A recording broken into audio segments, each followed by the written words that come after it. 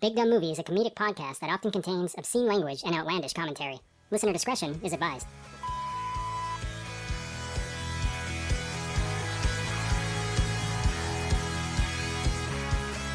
Hello and welcome to Big Dumb Movie, where we discuss movies of the big dumb variety. I'm your host, Korey, and I'm joined today by my friend, Steve.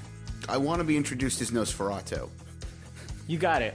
Nosferatu. Right. Here I am. In a speaking role for the first time in his career. And secondly, my other good friend, the review dude, Josh. This is my vampire, show my fangs to the camera. You guys are fucking me up here, okay? Just say hello. Vampires. Vampire. So we are continuing our exploration of the scariest movies we could find for October. Is that what we're doing? I mean, we're watching October movies for sure. There's some scary things about this film. Like the pre-production? Yeah, exactly. You know. But this time, of course, we're talking about Queen of the Damned. You know that. You clicked on this episode. This is a movie that I cannot discuss without revealing some truly embarrassing details about my life. It's just not possible, okay? So with that in mind, I need you guys to go first. I need Josh and Steve here to tell me some embarrassing shit about their lives in their high school era, because this is a high school era movie for me, and it's gonna get cringy, y'all. I'm just warning you. It serves you right. Every detail about my life is embarrassing. True, I can confirm. Right. Josh, why don't you go first? What were you into in high school that you might consider to be a little bit embarrassing? Alright, I'm gonna try and paint a picture for you. Imagine shaggy, unkempt hair, blue jeans, and a blue jean jacket, and just some random t-shirt. Going around with a camera just begging people to be in videos with me. Listening to shit like, Korn, Disturbed, Limp Bizkit. Oh, I've heard of those bands. They might be relevant to this discussion. Yeah. I was also super into conspiratorial stuff. I didn't realize it at the time how crazy Alex Jones was, but I watched him. Josh, we're glad you're better. Yeah, I know, right? Josh, the cringiest thing I was an Alex Jones fan. Yeah, a little bit. Welcome back to the world. I know, right? And I think the cringiest thing I probably listened to was the Cottonmouth Kings. Ooh. Oh, yeah. That's not as bad as I was thinking. Yeah. I think that could have been worse, Josh. So, all right. Now, keep in mind, this is a long time ago. We are well out of high school. Steve, why don't you go next? The most well out of high school. So I never graduated from high school. No, that's a lie. I graduated. Oh, I mean, I was very much a child of the 80s and 90s, so I embraced things that I still love, but that would probably be looked at now as some of the worst parts of the 90s, like jeans that were 5 times too wide for your legs. Jinkos. I had some Jinkos. I had some other brands as well. That was the big, huge legs. My mother used to call men's bell bottoms for the 90s. I had a chain wallet, big long chain wallet at one point. The chain on that thing must have been at least 14 inches. Then they banned those from school because people were choking each other with them. I was into all the 90s tropes, really. I once at about 17, I'm pretty sure I did put some frosty highlights in the front of my hair, which is a very 90s thing. I had the pierced ear, Just frost the tip, baby. Just frost the tip. Man, it was a fun time, the mid to late 90s, I think. There was definitely a lot of gothiness around at the time as well.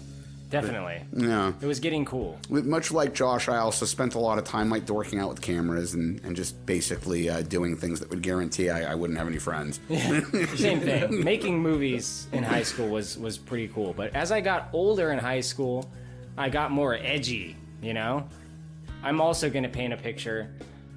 Me in high school in the later years, long greasy hair, a lot of band t-shirts. I was wearing ripped up jeans carryover from the 90s because I thought that was cool. Eyeliner. I like to wear eyeliner because my grunge icon heroes did, namely Kurt Cobain, but I was very much into that. But in terms of music I listened to, not only did I listen to the 90s rock that I grew up on, I was really into nu metal. Really into nu metal. Yeah. Now here's a little bit embarrassing, but I still somewhat am to a lesser degree. I listen to some of it when I work out sometimes, I'm not gonna lie. But I listen to Disturbed, Linkin Park, Static X, a little bit of Korn, System of a Down, Limp Bizkit.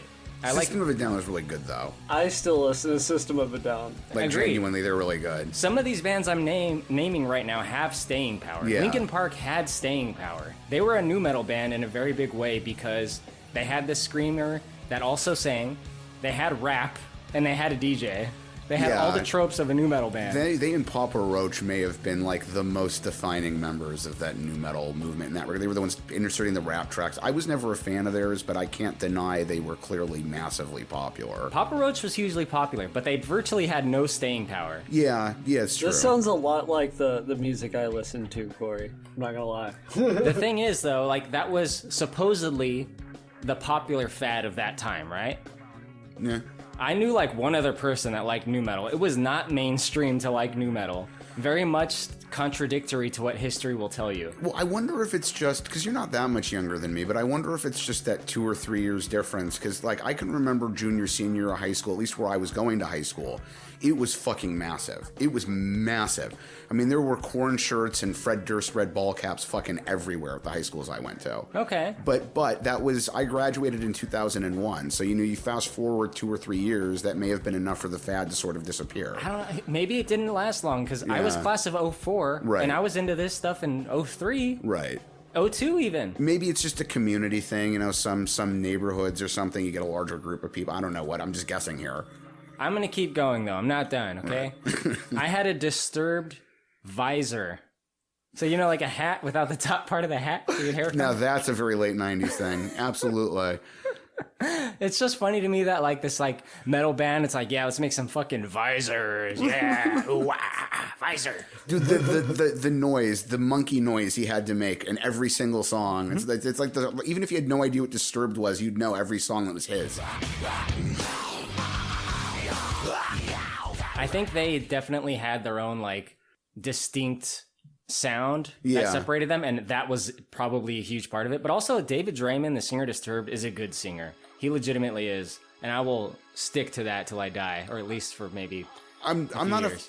I was never a fan of the band, but I will definitely concede that he was great at that kind, at least at that kind of vocal performance. And yeah, I'd agree with you also that they were probably the most distinct of the nu metal acts. Mm-hmm. A lot of the rest of them sounded a lot like each other, and Disturbed was probably the only one of the group that at least sounded like they were trying to do something a little different. Right. With there it. were bands like Edema that were kind of just like got lost in the shuffle because it's just like, okay, another one of these bands, you know? There was a band called Him that was popularized by Bam Margera. I just brought him up in conversation with someone else a couple days ago. Yeah, it's an act that was long forgotten. Yeah, but they were hugely popular. I've seen them live like 3 times. A lot of these bands I've seen live. Right. Many a time. More than once on most of them. So I used to play the game Mortal Kombat Deadly Alliance, and Edema did a song specifically for that game. What year was that? Oh, I think it was like 2002 maybe? Yeah, that sounds right. Yeah, and like you could watch the music video on the disc. Oh, it was so bad. So bad. The nu metal stuff never got me. I don't know why. I mean, I liked a lot of the other hard rock bands. I'm a huge Tool fan, and a lot of those other acts. But yeah, the nu metal stuff just never clicked for me for whatever reason. Tool had staying power, but they came out before nu metal, and they lasted long after nu metal. Yeah, I mean, they've been around since the late 80s, and Maynard's had other side projects like Perfect Circle as well. Yeah, that act. Lucifer. Right, yeah, exactly. That act has got a lot of staying power, and the one I was a big fan of that I don't think you liked was Stone Temple Pilots. I loved No, I loved grunge. Right. Big time grunge fan, and Stone Temple Pilots was one of the big grunge acts. Yeah. I've seen them live several times too. Yeah. Before Violin passed away. Yeah, God, I miss Violin, man. He was so great. And he was one of the most amazing frontmen I've ever seen in a band live. They were super talented. They were one of those acts. I've always called them the Blade Runner of grunge music because in the era when they were recording their music, a lot of the critical reviews were very lukewarm or even negative. And in years since then, a lot of the critics and even other musicians have come around, including Billy Corgan. Billy Corgan was hugely critical of them back in the early and mid-90s, and in years later, he referred to Scott Weiland as being one of the defining grunge voices of that generation. So, yeah, I mean, them, and I loved them in Nirvana and Soundgarden. Soundgarden was so good. Fuck, man. I went and watched 311 live my sophomore year. Yeah, God. I kind of fell off with the post-grunge alternative rock bands like 311, somewhat. I mean, some of them I kind of listened to, but it seems like when Kurt Cobain died, the music changed, you know? There was a distinct change in the way alternative rock was being presented in, like, MTV and things like that. Yeah, I think the only ones that beat that were the groups like Soundgarden and Jane's Addiction that had already been around for a while. But you're right, the newer stuff. Even they started to transform. You got the, Chris Cornell moved on to... He was in, he did a couple solo albums, but he also did that project with the guys from Rage Against the Machine, yeah, and that's, God, I love that album, Audioslave. Audioslave, thank you. It was a really good album. Yeah, but I mean, even then, if you listen to that Audioslave album, in a good way, it almost does sound like it could have been a product of the mid or late 90s. I can see it to some degree. Yeah. But going back to what I was saying, one of the things I liked in high school that I thought was so cool and edgy and sexy was... vampires. Yeah, I love vampires. I loved the idea of this kind of vampire from this movie. Right? So I liked the sexy vampire. I wanted to get my teeth impression and get fangs. That's how fucking cringe I was. I wanted to wear fangs just around town with my eyeliner and my long hair and my black hem shirt, you know? So I knew someone who did that. Like Gangrel from wrestling? Yeah, I wanted to be Gangrel. I'm a huge fan also of post-punk and new wave from the 80s, and there's a little bit of crossover with some of the, like if you go to Depeche Mode concerts, you know, especially mid-late 80s Depeche Mode, there was an interesting crossover. And then you get bands like The Cure. The Cure were kind of like the goth band of the new wave post-punk movement. I really love them. They were great. I think the new metal style, not the style of music, but the fashion style is kind of influenced from that era of late 80s. Yeah, I think that they were like new wave for the 90s for the kids who weren't into the new wave. You know, and I preferred the 80s stuff, but definitely a lot of kids were the other direction. Yeah. Absolutely. So suffice to say, I loved this fucking movie when it came out. It had my music. It had my aesthetic. Right. It didn't have a good story, but I didn't give a fuck, you know? I mean, back then I liked anything, you know? Right. Yeah, I mean, I agree with you about that. The sexy vampire bit could go a little far for me, but I've always been really fond of like gothic horror and vampire stuff, and the general aesthetic of this movie worked very well for me despite its flaws at the time. Josh, where were you at on vampires when you were but a teen? But a teen, well, around the time I was a teen, Twilight was big. I don't know if you guys are familiar with that series. I wish I wasn't. So I went the other direction. I was like, you know, fuck your vampires. And I would kidnap Twilight fans and show them Dusk Till Dawn. And I would tell them this is a vampire movie, you know? So I was there with it. I see. What's Are you your still favorite? at large for those crimes? Right. Currently, there's no evidence tying me to anything, so... Except for this podcast. Twilight did give us my favorite actor, my favorite working actor, I should say, Robert Pattinson. Yeah, I mean, I suppose the films are responsible for booting his career, yeah. Which he's a good actor. I'm glad for that. I'm excited about Batman, but God, those movies are fucking dumb. Can we all agree he's a great actor before we move on? Oh, absolutely. He's a very good actor. Okay, yeah. Confirmation. Thank you very much. Yes, absolutely. Queen of the Damned, Steve. Queen of the Damned. How the hell was this movie made? Holy fucking shit. So, all right, I'll try to compress this as much as I can. Real quick, Anne Rice. Anne Rice is an author. She wrote many books. She still writes. This movie was really the combination of two of her books. First book she ever got published was Interview with the Vampire, came out in 1976. Became very popular very quickly. She wrote two sequels to it pretty shortly thereafter. One was called The Vampire Lestat. The second was called Queen of the Damned. At some point, I think during the very early 80s, a production company called Lorimar bought the rights to Interview with the Vampire Lestat, and Queen of the Damned. They bought the rights to all three books. The film rights? The film rights, Okay. yeah.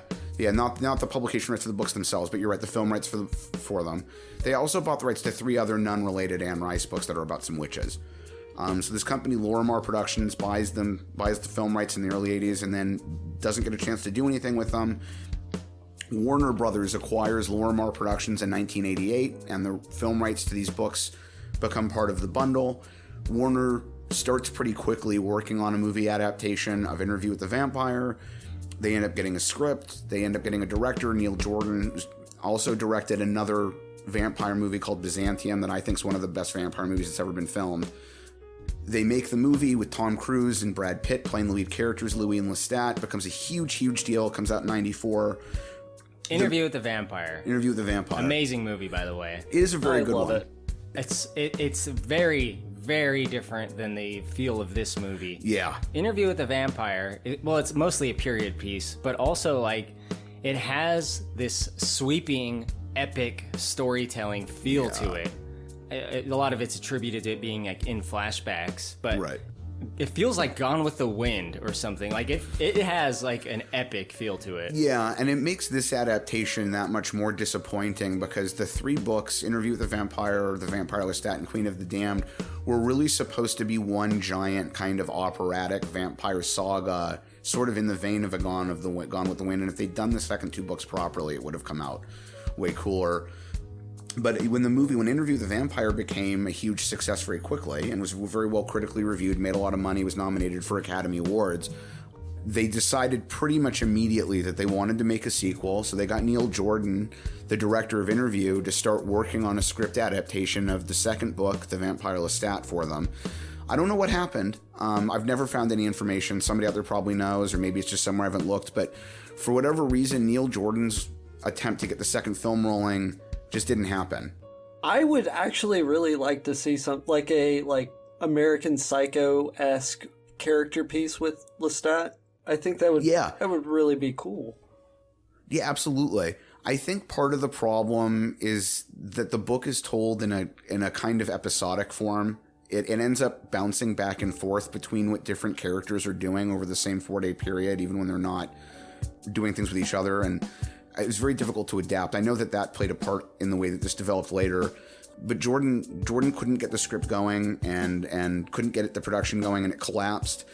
And 4 years goes by, and in 98, the people in charge at Warner Brothers, I guess somebody reminded them, or they realized that the agreement they'd inherited between Anne Rice's publishers and Lorimar Productions had a time limit? Yeah, time limit. Yeah, basically to say that after the year 2000, I don't know exactly what month or day, but after some point during the year 2000, Warner's was going to lose the right to produce any more movies based on these stories.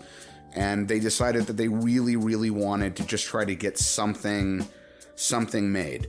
Right. I think that is the case when a lot of studios buy an IP. Yeah. The contract normally stipulates that you can make movies about this IP for this amount of time, but if you don't make a movie within this amount of time, you lose the rights. Yeah, and there are other instances where they get weird loopholes that'll say that, like, you can keep the rights as long as you use the characters.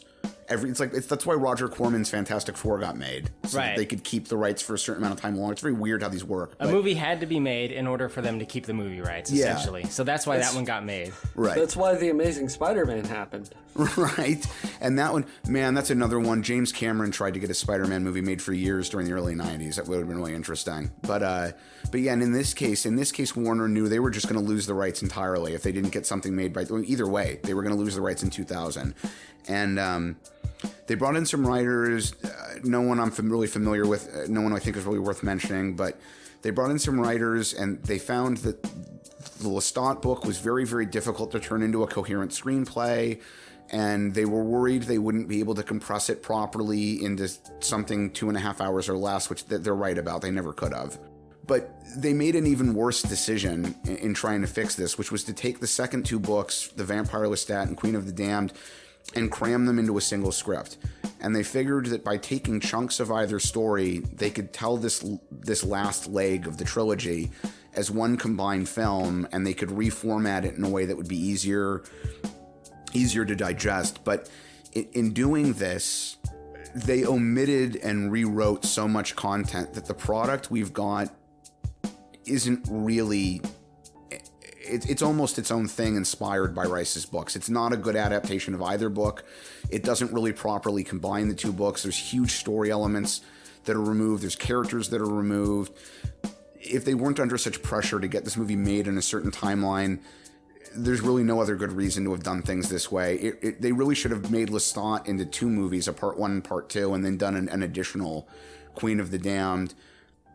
But that's how this came about. They wanted to get something made, and they just couldn't do both. So they decided to cram the two films together. Anne Rice was so unhappy about the direction they were going when she found out they were doing this. She offered to write them a screenplay for free. And she was actually told by the Writers Guild she was not allowed to do that. The way the contracts work, she has to get paid something.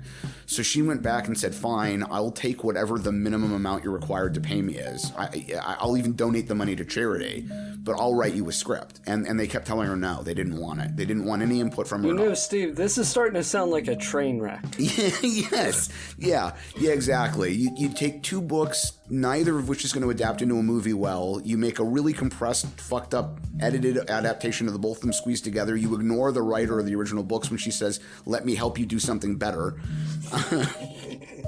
This is definitely not a great way to go. Rice has had very weird, inconsistent opinions on the movie versions of her novel, but she did say later on that she liked Stuart Townsend as Lestat because she thought that he brought the right sort of vibe to the part, but... At least there's somebody. Right? Otherwise, she did not speak very well of the film. Well, I didn't care for the movie of The Queen of the Damned at all. I begged the studio not to make that movie. I told them that the readers really didn't want that movie. What they wanted was a movie based on The Vampire Lestat, the second book in the series. And the studio went on and made the movie, and the movie was not really based on my work. They used the names of the characters, but they replaced original material with material that they had written for them by a scriptwriter. And the movie was a great disappointment to most of my readers. I still get letters to this day asking me why I let it happen, and of course I couldn't control it. There was nothing I could do. They had the right as a studio to make that movie, and there was nothing I could do to prevent it. The director, Michael Reiner, real quick, because there's not a lot to say about him, was best known for a film he'd made a year before. I think this is why they took him. He made a movie called Perfume in 2001.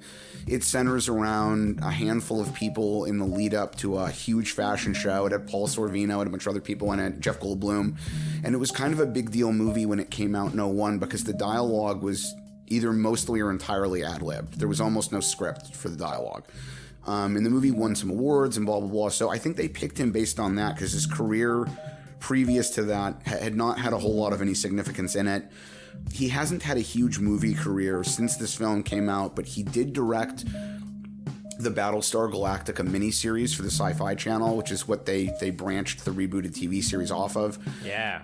He also directed a few episodes of the TV series once that got going. Yeah, it's like 20 some odd episodes. Yeah. So I think he set the tone a lot for that series, right? Because it's, it starts with the miniseries. If you're going to watch that, it's I take it we're all fans, right?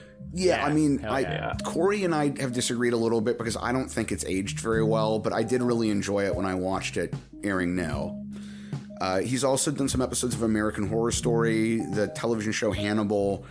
He also worked on some Amazon stuff. He's done a couple episodes of Man in the High Castle, which is a great show. And he did 2 episodes during the miniseries adaptation of a story called Picnic at Hanging Rock. But that's pretty much it for him and for the background, the cast, or for the production at least.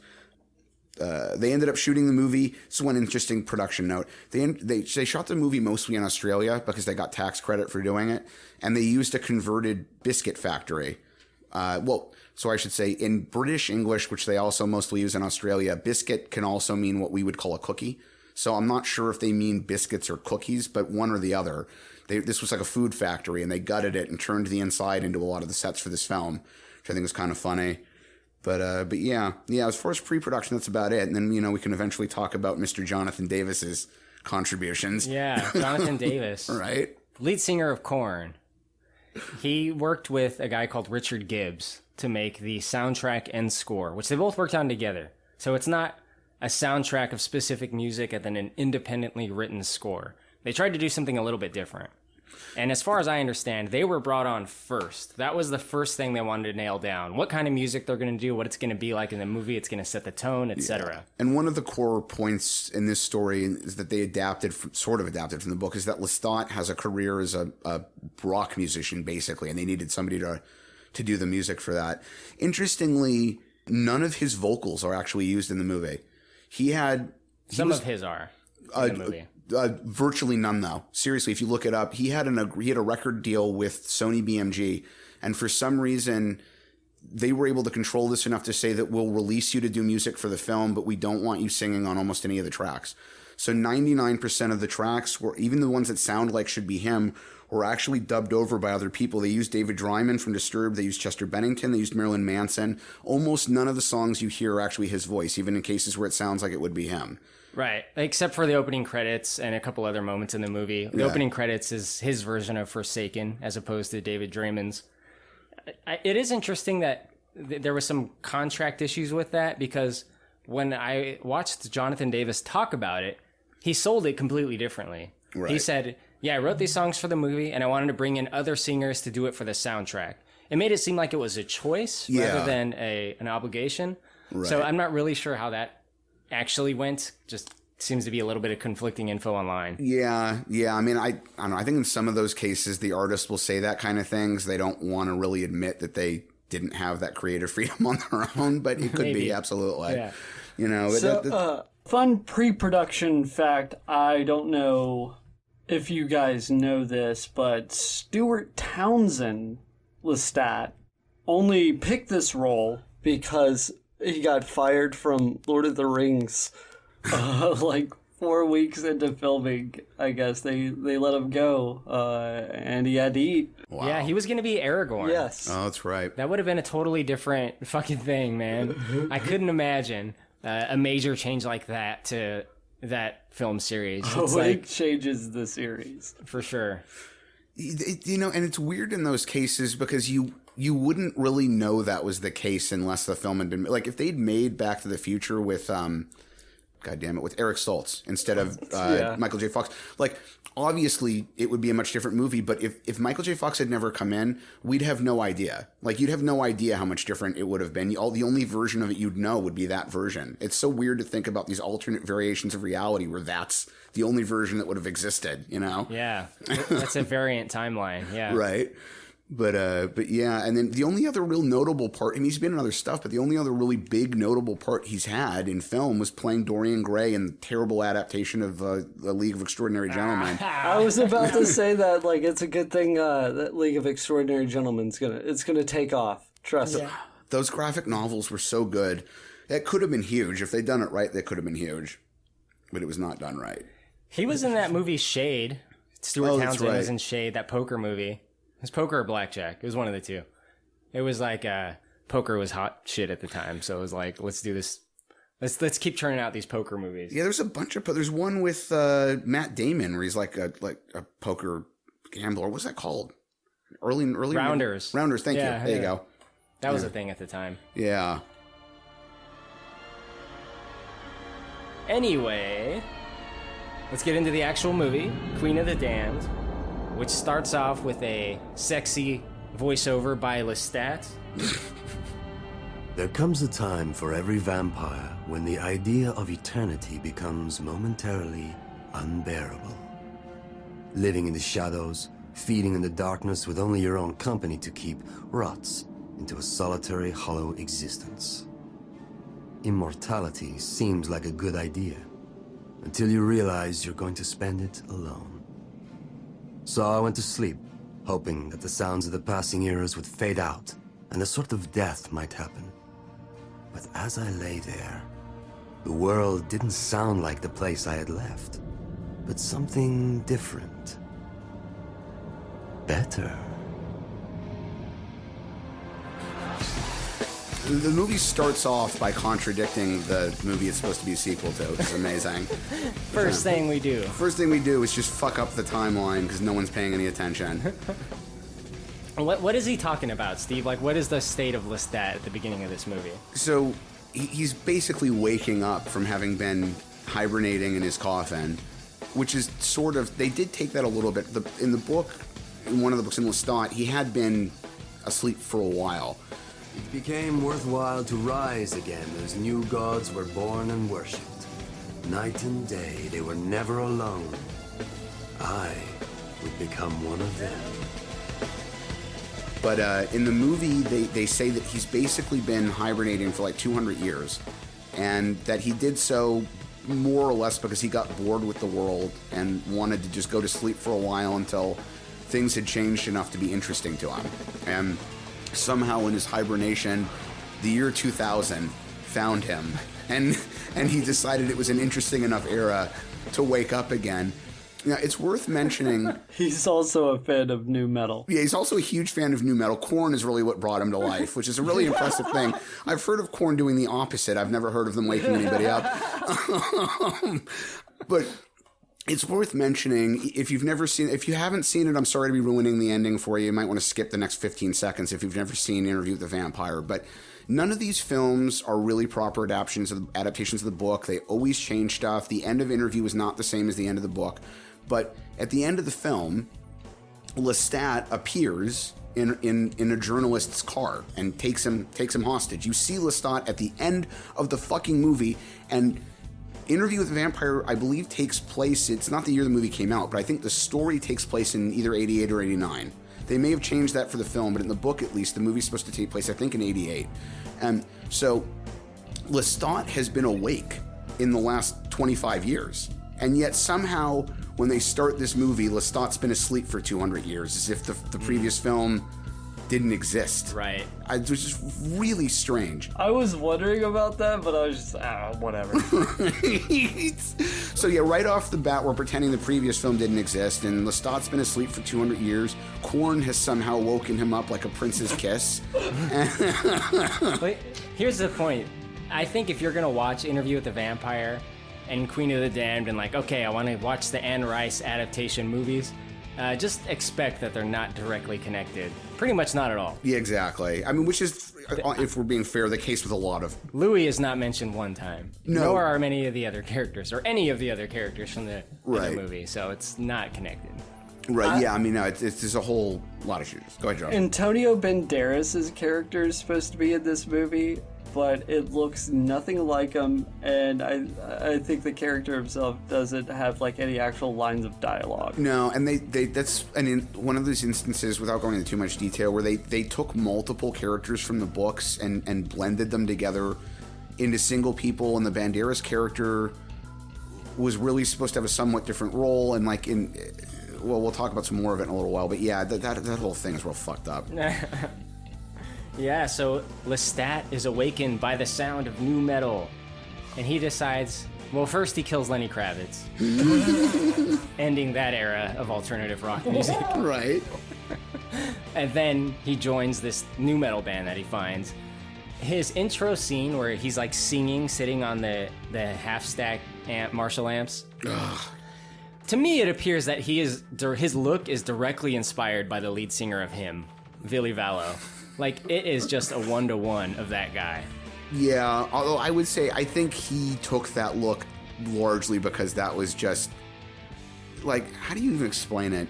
The kind of semi-goth, nu metal, 1960s inspired, like, romantic dark person with the open velvet shirt and the necklace and, like, yeah. Mm-hmm. You know, there was a lot of that going around. Man, his band's awful Cajun accents. Oh, right? So yeah, they're cringy. Bad. Yeah. Yo voice. Yo voice.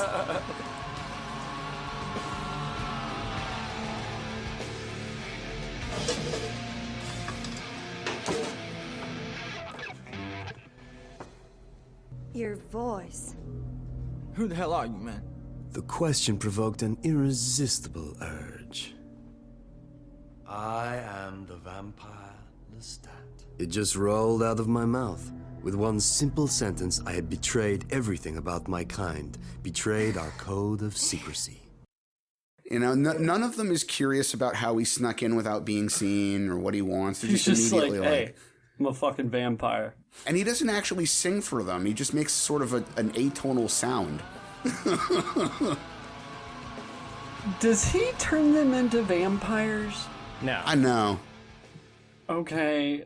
The movie's just weird how it transitions to him just having a successful band all of a sudden. Yeah, well, I mean, this is the movie's got no lead up. It's just like, I'm awake now. By the way, I'm in a new metal band because I snuck into my old house and found a bunch of people who were so impressed by a noise I made. It would be weird to see the practicality of him forming the band, being like them in the studio, being like, all right, do another take, Bob. Right. And like Bob's like doing the drum track again. Like, it would be weird. It's true. I just wish there'd been a little bit more like lead up to him being in the band. Like, I don't need to see the recording sessions, but There's such a huge disconnect between Stuart Townsend and Jonathan Davis's fucking voice. Like, I don't see that at all. It's a little too late to come over all paternal now, Marius. 200 years and not a word from you.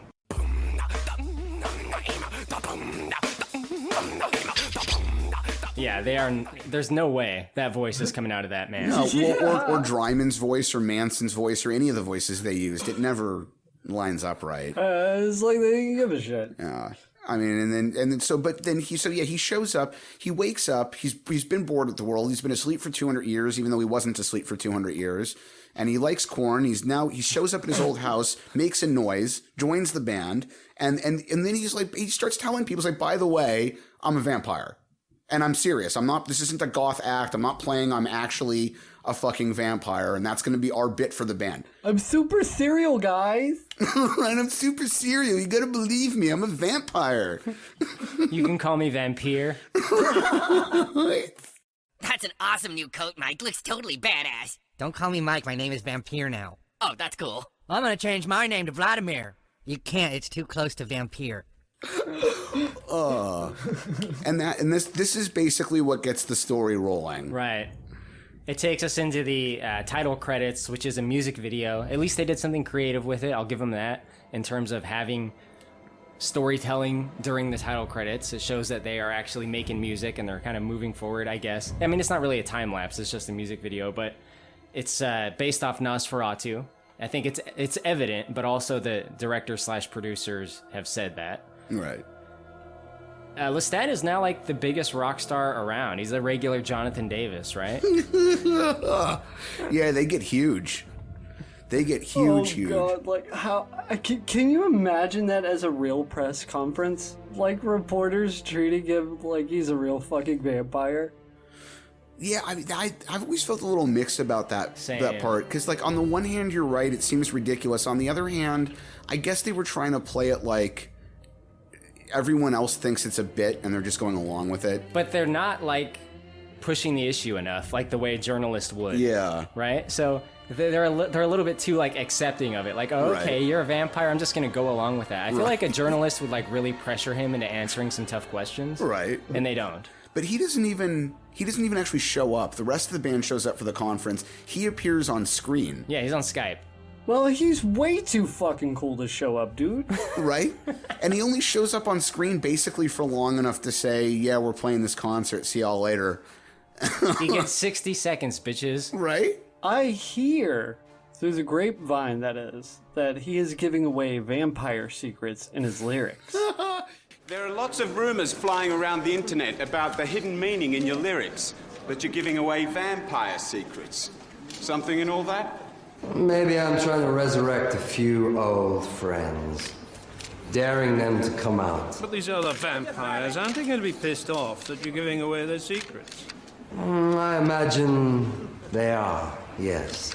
Do you have anything else to say to the other vampires listening out there? As a matter of fact, I do. Come out, wherever you are.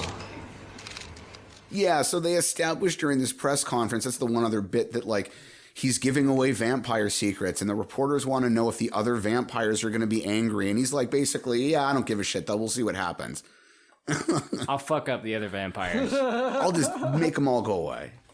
Like, this is so we're leading up to this big concert. When we get there, we'll talk about it more. But this is leading up to one of the stupidest parts of the whole fucking story. In any case, Indeed, we will cover it, Steve. But for now, Lestat has to feed, and how does he do that? Now that he's a rock star, he just has his food delivered to him. Yeah, he's got his like publicist or assistant or agent, whoever this dude's supposed to be, is helping him, is basically bringing young women to him.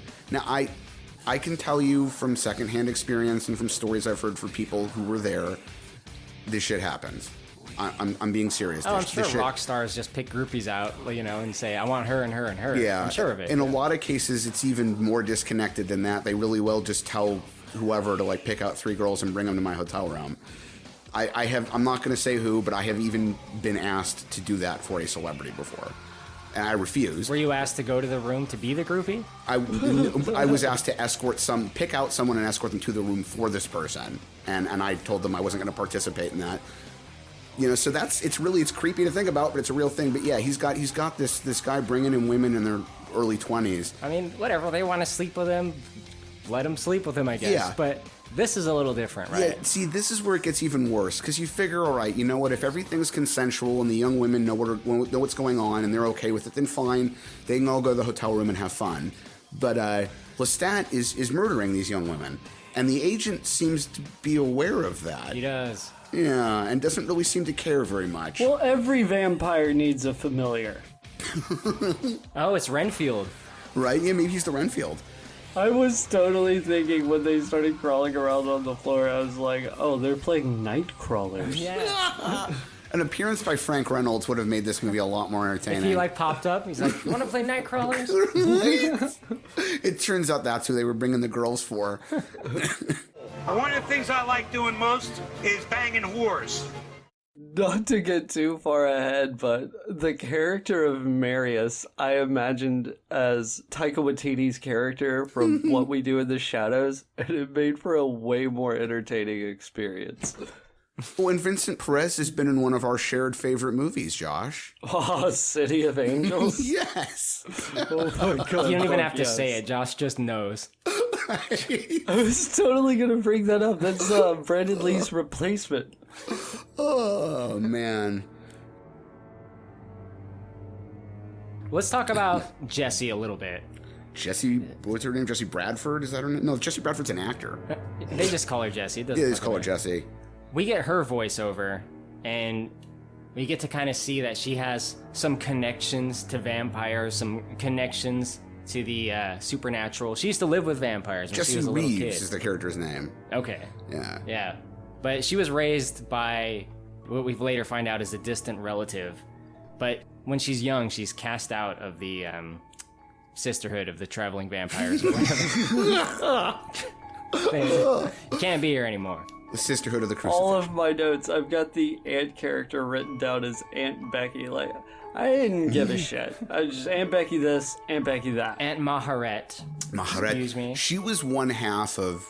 She was supposed to have a twin sister, and the twin sisters in the book were a huge, huge part of the story. They were completely integral to the story, and they basically just got deleted from the script. Yeah. But yeah, they introduce her. She's waking up from a dream, and she describes this dream of being in a sort of lavish old world home, surrounded by people who she felt attached to, and she felt that she belonged. She's also a big Korn fan. Right? Yeah, she's wearing a Korn shirt the whole movie. She felt very attached to these people, and you find out while she's describing this dream that she was cast out when she was so little, she's not sure whether or not she was actually ever there. She thinks it may just be a dream. Yeah. Yeah. A voice calling to me in my dreams. The same dream I've had since I was 6. I have a family of my own. Not a strange dream, really. One every orphan has. The movie kind of rushes through it so quickly that might not be clear to everyone that watches it, I think. Yeah. But yes, that is the intention. Right.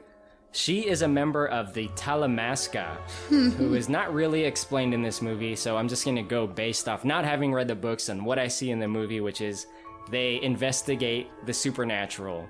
They have one rule, Steve. Observe the dark realm, but be not of it. Oh, dude, I totally wrote that down too. It's a solid line. Jesse's gonna have some problems keeping in line with those rules. Well, she does like her like midterm book report on this fucking vampire bar, and she's showing him slides, and they're like, hold on, Jesse, you broke the one rule. Observe the dark realm, but be not of it. She's like, bitch, I was observing it. I took a picture of the outside of it. What the fuck do you want from me? It's the first rule of Vampire Club. You'll talk about Vampire Club. When she wakes up from this dream, she sees a report on MTV News hosted by Serena Altschul, one of the greats of MTV News. Kurt Loder wasn't available that day. But Serena Altschul was one of the good alternates. She was very good. But yeah, the story is all about Sway, this. also not available. Right, Sway, also not available.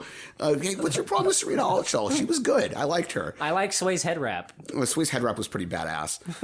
But she sees a news report about Lestat's band and this new music video, and they show a clip of the video where she hears a lyric. I don't remember what the lyric is, but the lyric triggers something for her, and she starts digging in, and this is where it leads up to that book report, and she realizes that Lestat's lyric at least seems very much like a reference to a pub that was in London hundreds of years before that was reputed as being a hub for black magic and that was reported to be the site of a lot of disappearances. And she discovers while researching that there is now a private, what looks like kind of a goth club operating out of that same facility, and she thinks there's a connection. And that's where she gets told, basically, you're getting too close to this shit. And her superior is a guy named David, who has on his own been investigating Marius for a long time, who he explains is Lestat's dad, essentially. Right, yeah. A bundle of charisma. The least important character in the movie, usually. Yeah, and he's been tracking the Marius character for years, but mostly seems to be pretty useless. His only real contribution to the story is letting Jesse read Lestat's journal, which is a huge plot hole. He's got one of Lestat's journals. They never explain to you how he got it or where it came from. There's one moment later in the film where Lestat mentions having wondered where that journal went, but it still doesn't explain anything. It's not important. You found it at Starbucks. You left it there. Right? Lestat's journal. Josh, why don't you tell us about the kind of flashbacks we get, which kind of covers a lot of the first act of the movie, about Lestat's history. So, going into Lestat's origin, he wakes up. It looks like he's already bitten a little bit. He grabs his neck, but he's delirious in this unknown place where he's greeted by. I keep thinking Taika Waititi from What We Do in the Shadows, and it just kills me. But he's greeted by Marius, who I guess has chosen Lestat to be his new companion, and bites him, and the special effects of him bouncing around with the echo effect behind the actor is so awful. You mean like the trail when the vampires move fast? Yeah, it's so awful. That's how they're portraying super speed. Yes, yeah. The visual effects team said that they wanted to do something unique for the vampires' movement. They wanted to make it seem like the vampires were almost too fast for you to see, which is why they implemented the trail. They had a couple different variations of how they were going to do that. It looks like shit. My problem with that is that if they slow-mo it, which they do almost every time, then it doesn't give that effect, right? Because they do the trail and they slow-mo it. Doesn't quite work for me. I think there's one bit where they do it and they don't slow-mo it, and it's where Lestat is playing the violin in front of the gypsies. Mm-hmm. I think it looks pretty good there. Yeah, I feel like they've used that effect in other vampire movies too, but I can't think of one off the top of my head where they used it. It definitely was not in Interview. I know that for sure. But yeah, Lestat does get turned into a vampire. He's pretty scared, as you would be as a human that's, being attacked by a demon-like creature. Yeah. And you're being told you're going to be killed. Yeah. The problem was, for me at least, as soon as he's a vampire, he's at 100% confidence. He sits up and he's like, more. He's already full Lestat. I don't think he grew to become that person necessarily, because I link it back to Interview with the Vampire in my mind. When Louis becomes a vampire, he's like a child, right? He's confused, he's curious, and he's they spend a lot of time explaining, like, you know, I was born again, and they kind of detail why in that movie. And in this one, it's a little abrupt. Yeah, it is. I mean, and the Lestat of Interview, at least the way they played it in the film, Tom Cruise's Lestat, he's so blasé about it. It's almost like, you know, these people only really exist to be our food. Who gives a shit about them? And like, but there's no progression to there for Lestat in this film. It's mostly just like you're right, he was a vampire, and then it's like, all right, I'm doing vampire shit now. So Josh talked about the gypsies, right? And there's a moment where I thought it was kind of go that route, but it was more like he wants to be known. It's more ego based than compassion based. Yeah, they started off making it seem like Lestat is having difficulty detaching himself from that last string of being human, and that his attachment to this girl is perhaps his fleeting attachment to humanity. But you're right, within a few moments of it, it seems more like he just wants to show off for someone more than anything else. Yeah, they're playing their music, right? There's the girl playing the violin, and I believe her father playing the guitar. Yeah. Lestat joins in. He picks up a violin, and honestly, I really like the music in that part, and I actually quite like that scene. Yeah. With like the context of story of it being set aside. Like him just joining in and like him playing lead violin is pretty good, and it sounds cool. And then he starts fucking shredding. Like he plays a mean Cotton Eye Joe. Yeah, he starts doing arpeggio sweeps. Like,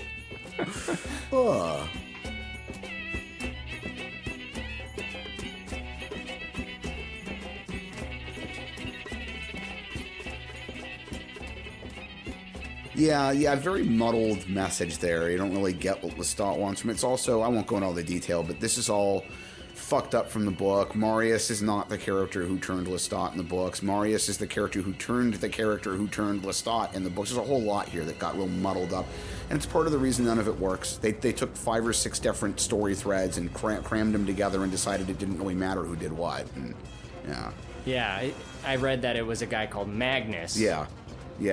Like, Magnus, Marius, what's the fucking difference? Right, exactly. And the introduction to Akasha in the book is a bit different, and there's actually explanation in the book as to why Akasha's even there in the first place. But okay, why don't you tell us about Akasha's introduction in this movie in the form of a statue, I suppose? Right. So Lestat in the film has been turned by Marius, and they don't tell you exactly, but it seems at this point like it's been a few weeks. And Lestat is bored. He's wandering around the house that Marius lives in. It's this huge estate, and he's kind of looking for Marius. He's trying to figure out what Marius is. He wants some company, but in doing so, he decides that Marius must, for some reason, be behind a hidden door.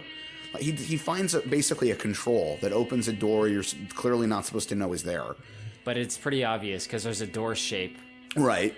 You know, and for some reason Lestat's like, oh, Marius must be in there.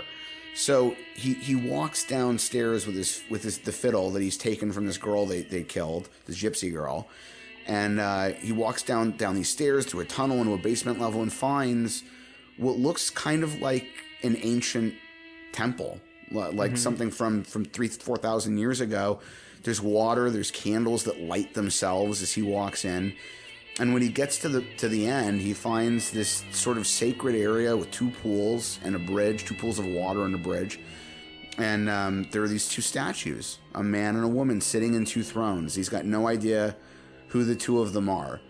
But Lestat apparently has another ego trip. I don't know what the fuck is going through his head. And he decides in this moment that what would be the most entertaining is if he played a fiddle song for these 2 statues. So he starts playing for them. He plays the Song of Time. Plays the Song of Time, he unlocks. Right. And as he plays, for some reason, the male statue doesn't respond at all, but the female statue starts moving and sending images into Lestat's head. And she moves her arm in such a way that her forearm is exposed. She's got her palm pointed toward the air now. And Lestat decides, for no explicable reason, that he's going to try to bite the statue. I think they're trying to convey some kind of psychic link. Yeah, like he somehow knows, but it's just very weird. Like they don't make that clear, and she still looks like she's made of stone, and Lestat's acting super weird, and it's, yes, I don't know. No, the scene didn't really totally work for me. I like the temple. The little temple set is like, ooh, this is creepy. I like the very gothic. It's good, yeah, it looks good. Wait, are you saying there's something about this movie that didn't work for you? Oh, no. I mean, otherwise it's perfect. He does suck the blood of the statue of Akasha, who we find out is the Queen of the Damned, the titular character, the, I guess, the very first vampire, but also not exactly a vampire. This character doesn't have all the same rules or limitations that a vampire does. Yeah, and a lot of background there, again, removed from the books, but yeah, she's like the progenitor of the vampire. She's almost kind of like a vampire goddess. She's clearly way more powerful than other vampires, and is able to make other beings just combust into flames, which is a storyline in the book. There's a whole investigation. The Talamaska gets involved trying to figure out who's been setting all these people on fire. Turns out to be her. And so Marius walks in on Lestat drinking her blood and basically says, "What the fuck have you done?" And explains a little bit about the two of them. Apparently the male character, whose name I think was Enkel, Enkil, was the king, her king, and the two of them lived in ancient Egypt even before Egyptian society existed, and they were so obsessed with drinking of blood that they killed some huge percentage of the human population of the world at the time in the quest of their thirst, and that he eventually became bored of it, and she decided that she didn't want to do it anymore without him being around, and so they both became statues for some reason. Yeah, they turn themselves to stone in the same way that Lestat will choose to like sleep for hundreds of years. Right. They have a similar function. Right. And now Lestat has started potentially the process of waking them. Marius knocks him out, and in the next morning, the whole place is empty. Yeah. Lestat is abandoned. Here's the thing I don't fully understand, Steve. Does drinking her blood make him permanently like more powerful? Because it seems like he's like kind of stronger than some other vampires. Yeah, so she does tell him later on. There's a scene where he wakes up and it's daylight. He walks outside and he finds her outside, and she tells him that her blood gives him additional abilities, including the power to exist in daylight. Right. But to me, it doesn't seem like it's permanent. It seems like he needs to continue drinking her blood in order to. I see. Yeah, I mean, I thought back from when he first drank her blood, he was kind of like stronger than most vampires at that point. Yeah, I mean, it definitely seems like the effects last for a while. Mm-hmm. Maybe like an antibiotic, right, where it works for a few days or a few weeks, but then eventually you need another one again.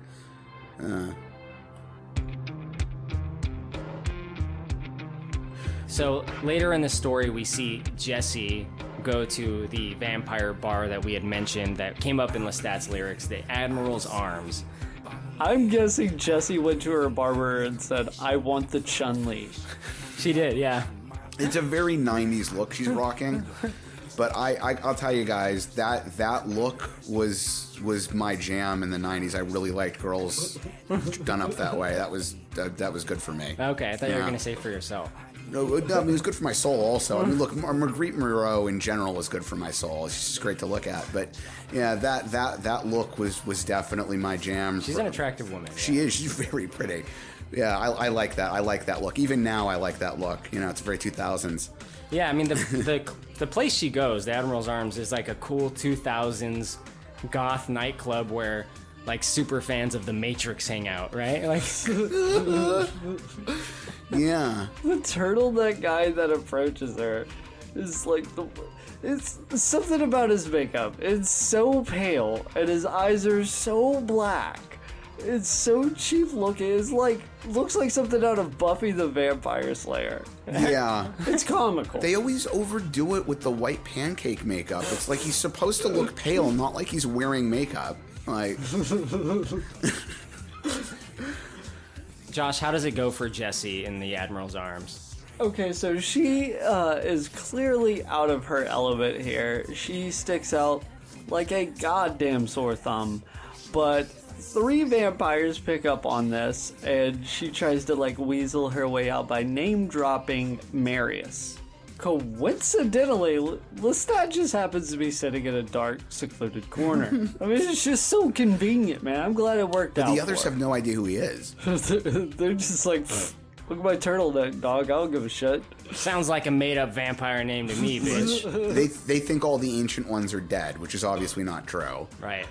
So she just goes to casually escape, you know. She went to a bar, didn't order a drink, just tries to leave immediately, but they attack her in the alley.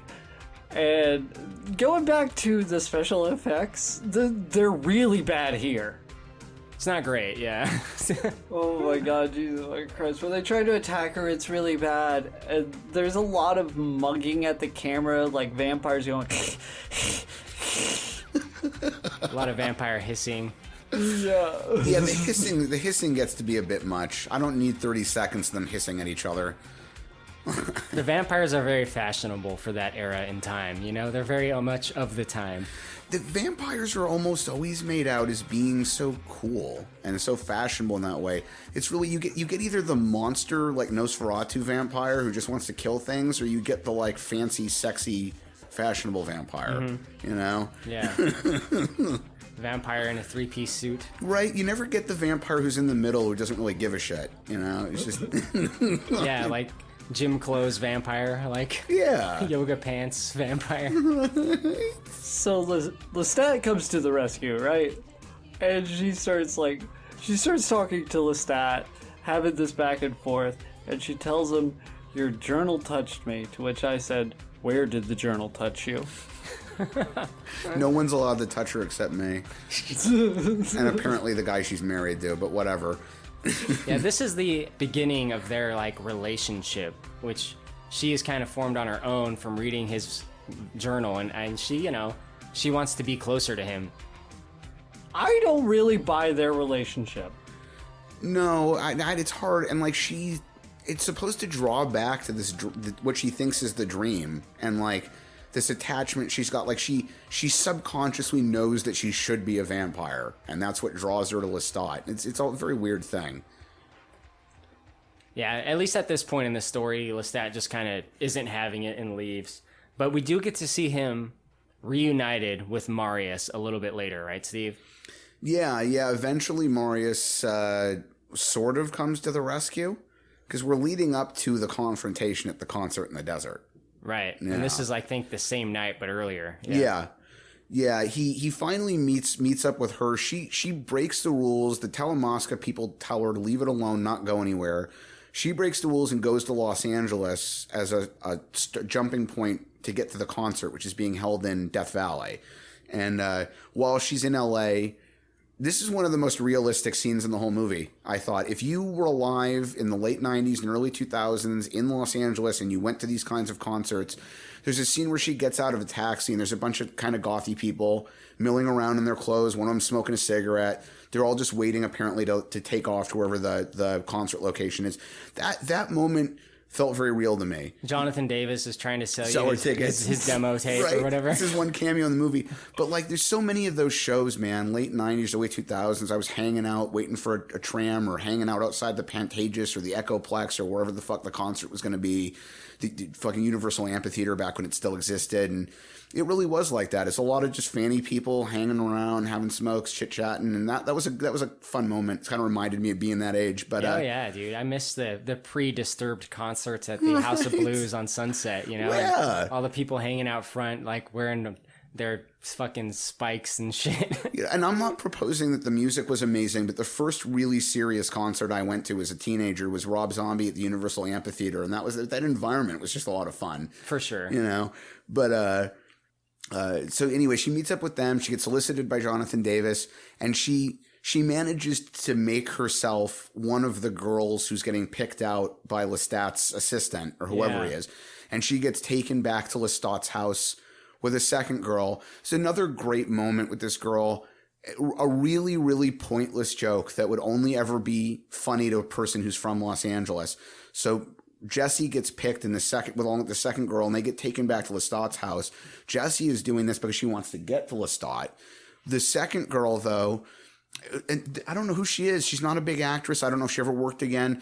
This young woman played this just 2 minutes worth of part so perfectly, where she's supposed to be this huge fan of Lestat, and she's so happy to be there, and she really wants to spend time with them, and she's immediately disappointed that Lestat's obviously more interested in Jesse, and she gets this kind of mopey face, and she tells Lestat, I came all the way from Tarzana. Right? And if you live in Los Angeles and you know where Tarzana is, that moment's really funny. Yeah. But if you're from anywhere else, you'd never fucking get the joke. You'd never even know what the joke was. So I don't understand why they'd put it in there. But Steve, people are listening that don't live in LA. Please explain. So for those who don't know, Los Angeles is huge. Los Angeles County is the physically largest county in the United States, and it encompasses the LA basin, which is where the core of the city is, but also other surrounding areas, one of which is a huge valley, the San Fernando Valley, almost all of which is part of the city of Los Angeles. And one of the suburbs of LA in the San Fernando Valley is called Tarzana. It's a nice place to live for the most part. It's a mostly middle and upper middle class suburb, but it is kind of an out of the way suburb. And you know, the whole point was supposed to be, I made this big trip all the way out here from Tarzana, from the suburbs, to get to you. And you know, you just wouldn't get it. And like, even knowing now, even for someone who's listening to this explanation, if you've never, it's not a big trip. Yeah. You know, and especially, you know, there's also that little bit of funniness that like dealing with LA freeways. Like we saw Roger Rabbit last night. I'm going to talk about that for a second. Like there's a bunch of jokes in Roger Rabbit about LA's freeways. Yeah. And I just can't imagine anyone who's not from here would ever really get it. Like, traffic jams will be a thing of the past. Yeah, you know what? It's fair to compare Roger Rabbit to this. Yeah, absolutely, Josh. But yeah. So anyway, that actress. I don't know who she is. If you ever come across this pod, miss, I really hope you got other parts because you played that bit perfectly. But she ends up getting escorted out, which is probably to her benefit, because if she'd stuck around, Lestat would have just drank her to death. Yes, definitely to her benefit, I'd say. Right. And Lestat hooks up with Jesse, and they have a moment together. And they're kind of establishing that Jesse just sort of feels like she belongs with him. And this is the lead up to him going to the concert that same evening. Yeah, he takes Jesse for like a romantic vampire flight through the night skies of LA. This is like a riff on Christopher Reeve Superman. Thing. Oh my God! Yes. Which Step aside, Superman. We now have the most iconic romantic flight scene of all time. You know, I have a feeling you're going to disagree with me, which is fine. But if I'm being honest, I'd rather be Lestat than Superman. I'd rather be the vampire. I just like that better. Cinematically, though, man, this one just kicks Superman in the teeth, doesn't it, Steve? Right, absolutely. Well, this is a whole other conversation. I've never actually been a big fan of the Reeve Superman movies. I mean that with all due respect to him and his memory, but I've never been big on those. So they land somewhere. I don't remember where. It doesn't matter. And then Jesse just slices her tit open. Says, "Suck on these titties, Lestat." One of many, many, many moments that just why didn't it happen to me? I don't understand why these things don't happen to me. But Lestat totally has like erectile dysfunction, so it's not really a good time. Oh my God. We kind of skipped over Marius. I just want to quickly say Marius does warn Lestat that danger is coming the night of the concert. And they hang out on like a 100-foot poster of Lestat in downtown LA, I assume. Right. And they're sitting right at his crotch, which is just funny. Yeah, they have their vampire moment together. And Lestat's basically like, I don't care. You guys do whatever. He's also like, you know, fuck that Peter Jackson guy. What an overrated hack. You know? He has no idea what the fuck. The guy that directed the best King Kong has no idea what he's doing. The best King Kong, you say? That is the best King Kong. You tell me Skull Island's better than that? No. You're all right. You know, the one from the 70s with Jeff Bridges is actually a really good movie. I just prefer... You don't like 30s King Kong, huh? I love that. I love that film. It's an icon. It's a lot... I've owned many copies. So it's a lot of fun. But like as a film experience, like as a modern film experience, Peter Jackson's version is incredible. What a huge project. I get why some people don't like it, and it's long, but I really enjoyed that story. See, Steve will defend that movie to no end. But we'll kind of be like, well, Lord of the Rings is, I don't know, it's kind of has some prize, all right, but you know. No, wait, I've never said that about Lord of the Rings. I like Lord of the Rings. I really like Lord of the Rings. Okay, now you're backtracking. Go back and listen to episode 12, everyone. I actually don't know what episode that was. No, my only real problem with Lord of the Rings is they kind of went halfway with it. Like they excised a tremendous amount of the books and still ended up with 3 movies that were 3 hours long apiece. But that would be my only real complaint, is that I wish if they were going to be that long anyway, that more of the books had made it into the film. But I really like them. That's another huge fucking technical achievement. Okay, cool. Yeah. You've redeemed yourself, Redeemer style. No, come on. Anybody that says they don't like those movies is just being a jerk, or they don't like that material in the first place. Oh man. Can we just talk about Lestat for a second? When Marius shows up at his house or estate or whatever the fuck, but instead finds an edgelord, because Lestat is fucking sitting in his coffin kicking tunes. He's so fucking edgy. Whatever he's listening to in the coffin is terrible. In that interview where he's on the Jumbotron and he's like, I'm sorry, I was just out trying to catch breakfast. Right. Like we get it, dude. You're a fucking vampire. It's like, but like, this just makes what happens at the concert even worse. It's the worst part of the movie. We're going to get there in a second, but real quick, Josh, before we get to the concert, we do have to intro the Queen of the Damned herself, Akasha. She's also a big fan of corn. Yeah, but Aaliyah loved corn. The late and great Aaliyah. Well, let me tell you, she gets 26 minutes of screen time. Doesn't show up to the 51-minute mark. Top fucking build. I mean, this movie combines like 700 pages worth of book. It's only an hour and 40 minutes long, and she's in the film for less than half an hour. What the fuck? hey, top build. This movie has a lot to do. Right? Yeah. I've said this before, I'm going to say it again. This is one of those conflicting movies where, on the one hand, it wasn't good enough for me to want it to be longer, but on the other side, should have been longer because they did not give themselves enough time to tell the story.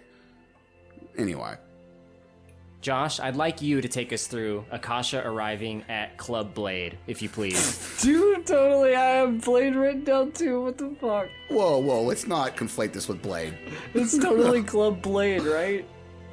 So she shows up, belly dances through the room, and then sees Lestat's like corn cover band on MTV, and then Turtleneck's like, we're totally gonna like rip him the fuck apart or whatever. And she's like, oh yeah? And then belly dances her way onto the dance floor. Is this the most awkward movie to ever be, or awkward moment ever to be in a vampire movie? Because I think it is. Yeah, this is pretty bad. She was a very talented singer, and it's very sad that she died so young. She didn't even live long enough to see the movie come out, but she was not, with all due respect, she was not a good actress.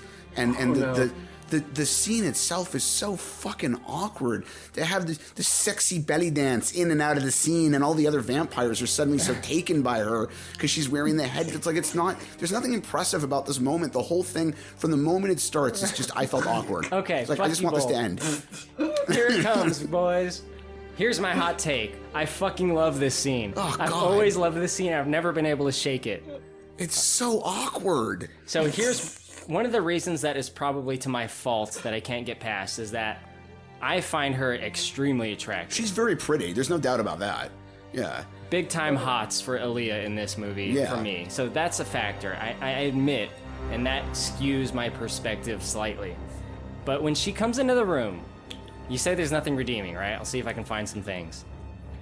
She has a otherworldliness, even in comparison to vampires, right? She's not the same as them. There's a distinct feeling of difference between her, a more regal feeling, I'd say. And a lot of that has to do with her costume design, which is really fucking cool. Is it not, Steve? I like the costume in general, yeah, and it was well made. And I agree with you in intent. It just, for me, it didn't come off. And I understand you feel differently. I'm just saying, for me, I felt like that was what they were going for, but I didn't quite get it. I got it. And I think the makeup as well is also really good. She's almost gold in a way, you know? Yeah, and the makeup was good.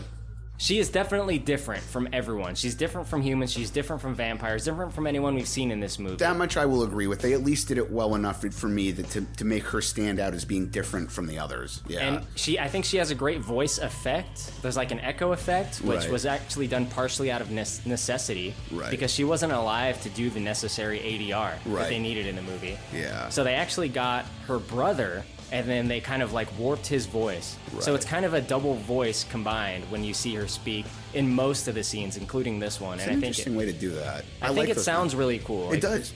She's almost hypnotizing to them. It's a pretty artistic approach to a very legitimate problem. Yes. Really? Is that what you're going to do? What she does when she kills the first vampire in the room, I think, is incredible. I love it. She is confronted by someone. She kind of almost psychically seduces him, and he approaches her. She rips out his heart. She takes a bite of it, and then she crumbles it into dust in one hand. And I love that effect of holding the heart, and she squeezes it, and it doesn't just like explode blood. It turns into dust. Like, that's the power she wields. The dust effect was cool. I like that part. The portion of her actually doing it, though, taking the heart out and eating it, just underlined the awkwardness for me. Okay. It just felt so weird. I don't know. When she starts like psychically exploding vampires, it looks a lot like Blade. It does look a lot does. like Blade, but Blade is, at least in my opinion, the far superior of these two movies. But yeah. How dare you? Was Jonathan Davis involved in Blade? Yes or no? Much to Blade's benefit, no. But yes, we also learned that with a wave of her hand, she can immolate human and vampire alike. She feeds on human and vampire alike. And that was something like kind of to what you were talking about, Korey. Like, she was so powerful in the novel, and so much of the story was driven by her, like them trying to figure out who the fuck was doing that. Like, combining these movies and compressing the two stories the way they did really took away the ability to make more of that with that character. She should have been such an impact, especially in a movie called Queen of the Damned. She's got 26 minutes of screen time. Top build. But not only are the vampires coming for Lestat, she is coming for Lestat in a different way, right? She is... the vampires want Lestat deader than Stuart Townsend's movie career. Yeah. More dead, please. But let's talk about the big concert, Lestat's one and only concert that he is going to perform, which is in Death Valley, California, which I'm sure they chose just because of the name. Death Valley, of course. Who can do a concert there? It's the hottest place on the fucking planet. Like, right, and you're gonna get thousands of people to all show up there when there's nowhere nearby to stay. Yeah. And like, yeah, this is by far the most intellectually offensive part of the entire film. This fucking concert, really, really bad. Are you telling me people wouldn't set up pyros or whatever? Right. In this dry, hot fucking desert? I mean, and then the whole point really is this is to give the other vampires an opportunity to attack him. The story here is that these vampires are so angry about Lestat shining a light on their existence that they choose to deal with it by showing up at a concert with 30,000 people to kill him, and then to do the whole thing on stage while the entire audience is watching. I see no flaws in this plan. Right? And they double down on it and make it so that no one in the audience questions whether or not this was part of the show. In fact, at the end of the film, the David character, the boss from Talamaska, is reading a newspaper where they imply it was just a mass bad drug trip. It's Woodstock? Right, oh my god, and the fucking crowd went wild. Like, there's no... Come on, they're so desperate to stop him from making their existence public that they decide not to kill him 2 hours before the concert when they know exactly where he's going to be, but to kill him during the concert while everyone's watching on TV. This makes total sense. Well, I mean, he did put up both hands and told them to come at him, so... Right? But what do you do? What the fuck are you gonna do, bro? Maybe wait till everyone else is gone? Fuck that, fight him on stage. Right? You're right. That really does undermine the point. Right? It's just like, we're so mad you're not keeping the secret that we're going to blow the secret. Everyone, attack! Right? Before they attack, I want to talk about the concert a little bit. I guess Disturbed opens for the vampire Lestat because you hear Down with the Sickness playing. You get Down with the Sickness and the typical ape call he does before every single song. Yeah. Or the modified Chewbacca noise, if that's the way you prefer to describe it. It is a little funny. I did think that was pretty cool when I was younger, though. Right? When I was in 8th grade. It's like a mutant bird call. Marius just shows up at this show to just fuck with the nerd guy. Like, what? They never really established their relationship, like, at all. No, it's true. But it's not shaping up well, guys. Lestat and his band come on stage, and they start playing Slept So Long, which is a song I work out to every week. I play that song at least once. I don't know. Aside from the fact that it definitely does not sound like Stuart Townsend singing, you know, it's very clearly a different person. It's very clearly the singer of Korey.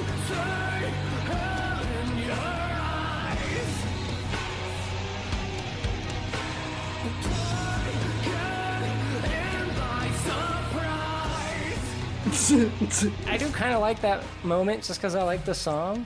Is that bad? I mean, based on my opinion of Korn, yes, but you're allowed to feel differently.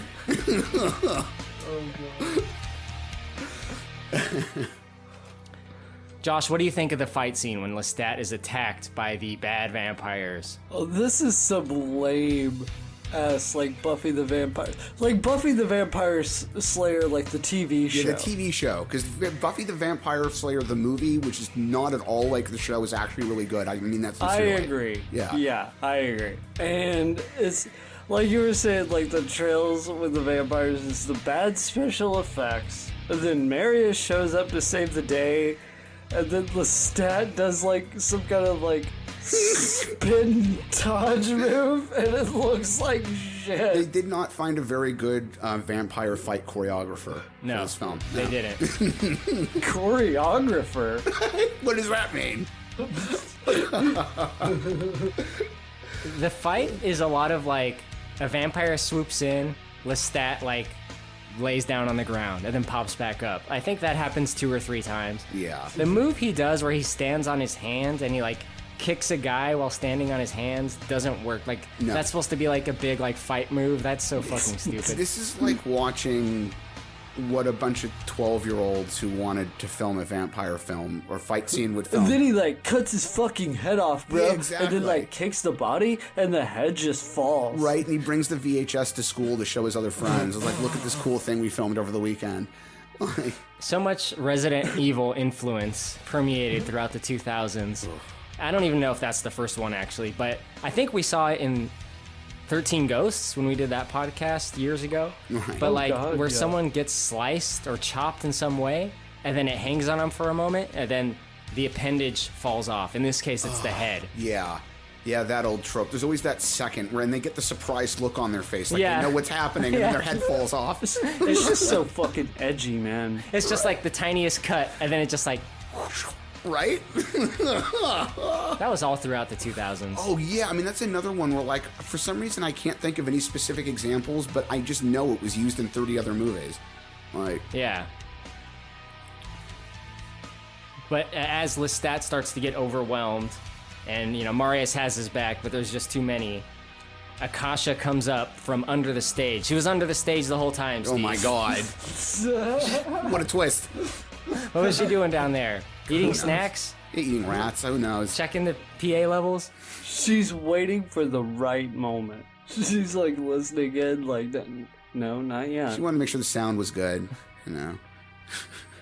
Yeah. Well, she wanted to hear a couple songs first. Yeah, I mean, considering that this music is what lured her out of being a statue in the first place. Yeah.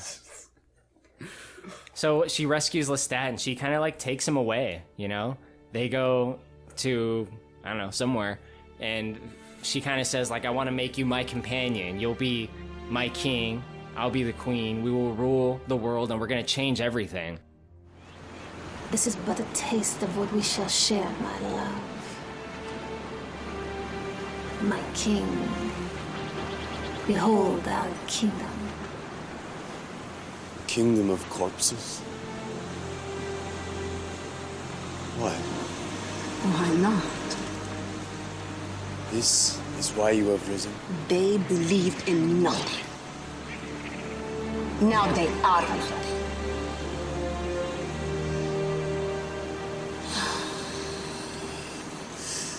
But you and I, we will change all that. We will give the world something to believe in again. Now come, my love. We have a score to settle.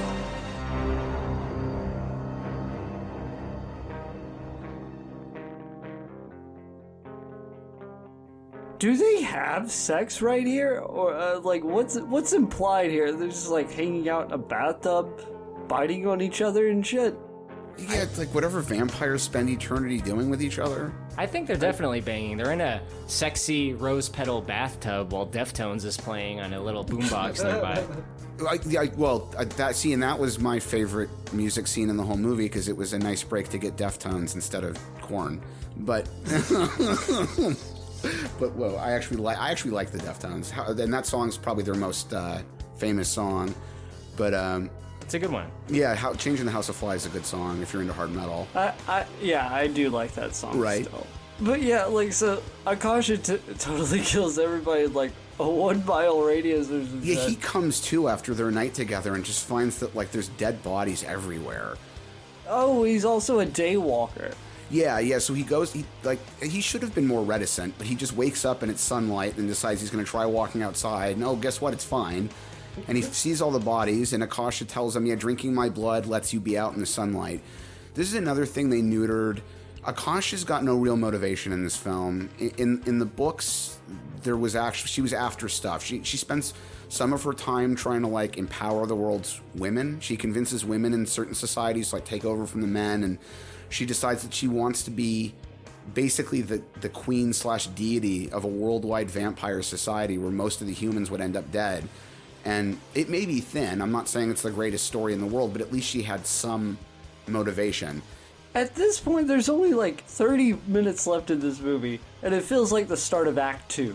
Yes, thank you. That's exactly what I was getting at, and it goes back to what I was saying a moment ago, where they didn't give this film enough time to tell its own story. Like, this takes place, I actually recorded it, this takes place at like an hour and 26 minutes or something like that, into an hour and 40-minute long film. We're only just now having this conversation, and Akasha's... Yeah, there's like conflict now. And there's conflicts, right? And Akasha's motivation is so paper thin, it may as well not exist at all. Just don't worry about it. Yeah, exactly. But it should have been 3 movies. 2 parts for Lestat and a third one where they did Queen of the Damned. And instead it's an hour and 40 minutes where everything of any plot significance got bled out of it. So now I don't even give a shit. This character's just, and even Lestat says, do you really want to rule over a planet of corpses? And Akasha's response is, yeah, I don't really care. So it doesn't make any sense because, like, what do you do then when everything else is dead? Space, bitch. Right, space vampires. It's gonna be like Marvel Zombies. Do you remember how that comic ended? Oh, God, I don't remember the ending. So, like, all the Marvel heroes have basically eaten all the people on the planet. Right. And then Galactus comes. And just eats all of them? No, they find a way to eat him. Oh, God, yeah, that's right. So they turn it on its head, and then they're like, what do we do now? And then it ends with them, like, invading other planets and just, like, eliminating whole societies. Right. I was thinking of like a couple of deleted scenes in the first Blade movie, and I think maybe 3, I'm not sure, but they've got like human like corpse farms where they've just got humans stored in bags or some shit. I don't know. It's been forever since I've seen it. The other thing is, it felt to me like they missed a really huge filmmaking opportunity here. If this had been, let's say, a 2.5 hour movie, 2.5, 2 3/4, which is probably closer to what it should have been. If the entire film up until this point had taken place only at night, only in the dark, and this scene where Lestat wakes up and finds that he can go out in the daylight if this would have been the first scene in the movie 2 hours in where there's daylight, after being subjected to the 2 hours of darkness, it would have felt like a huge break. It would have felt like something of substance. It would have been like, wow, something here has really changed. And they're up in the daylight and they're discussing what the world will be like when the two of them rule everything, and it just got bled out of it. Like, nothing's there. Speaking of lack of motivation, she tells Lestat, now we have a score to settle. I'm like, with who? Well, yeah, with who? With what? what? You're finished with them. Like, Lestat didn't care about them to begin with. And then it's also very weirdly conflicting because Lestat is supposed to be finding a connection to humanity through the Jesse character, but Akasha shows up and is like, yeah, we're just going to murder everyone. And for a moment, Lestat's like, yeah, okay, that might be cool. Like, on one hand, that could be cool. Right? So, yeah, I mean, just like there's so many opportunities here for there to be real story and real character, and they just skipped all of it. You can really tell if you know how this film got developed that it came about as the result of just wanting to get a product made. They didn't really give a shit about the story. Yeah. Sad to say, but it does kind of feel that way at times. Right. Although, I hate to just put that on people because I assume the people making this did care. They're making something. Yeah. Maybe the people overseeing it didn't care, but that might be the case in a lot of movies. I think some that of is which the could be case. great. Yeah, and I think that is the case in a lot of movies. Even if the people who were making it care, that it's the people above them who just don't really give a shit.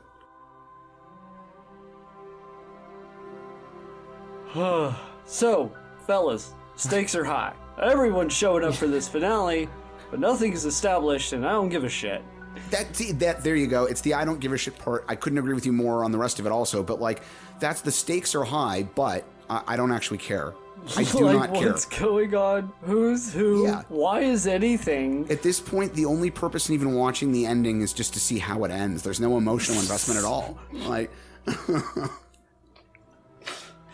So we have the confrontation at Vampire HQ, right? Which is Maharet's house. Yeah. And it's upon arriving back at Maharet's house that Jesse realizes that she has been there before and it wasn't just an invention of her dreams.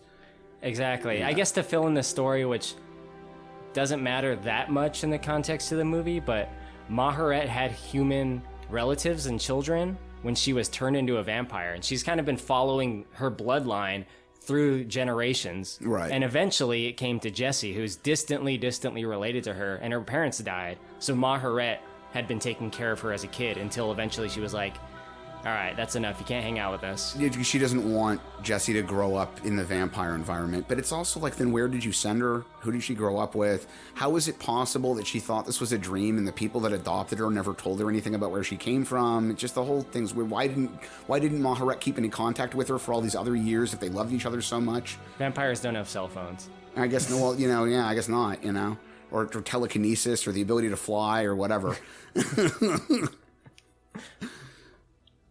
But yeah, another bastardization of the book. The Maharet character, again, was supposed to have a twin sister. It was supposed to be a lot more there. Her and the sister was supposed to be these masters of magic. They were supposed to be like the only threat to Akasha. And that you get to the point with her where so much of her background character is not there for the film. Honestly, if you were going on the film alone, I'm not sure I would understand why she was even there. She doesn't even react when Jesse is seemingly killed. Right. They couldn't even be bothered with like a reaction shot of her going no or anything like that. It's just sort of a superfluous character that seems to be there just to fill out the character roster. I don't know. Josh, why don't you fill us in on some of the other details here? Akasha is with Lestat. She basically tells all the ancient vampires and Jesse, join me or die. One of the ancient vampires totally looks like fucking Peter Mayhew, right? Yes. Yeah. And the one dude with the blonde hair, the long blonde hair, if they'd made this movie 20 years earlier, that would have been Alex Winter. I'm convinced of it. Well, the long-haired blonde guy is supposed to be Antonio Banderas' character from Interview with a Vampire. And it looks nothing like him. Nothing like him. Clearly is not. And that character did not have that part in this movie. Well, that character in the books, from what I read, doesn't look like Antonio Banderas. So maybe this is the real version. Right. Yeah, well, the camera kept fucking lingering on him like I'm supposed to give a shit. So I looked it up on IMDb and I was like, oh, that's why they want me to care, but nothing is established. Well, yeah, exactly. Nothing is, and they don't, even if they had told you that's who it's supposed to be, they make his character out in this movie to just be this vampire that's sort of hanging around. Yeah, it's just a blonde one in the background. Yeah, where in the books he was this hugely important character. He did a lot. Like... Wait, no, hold on. Because it's at this point that Akasha totally demands that Lestat kill Jesse. He finally sucks her titties.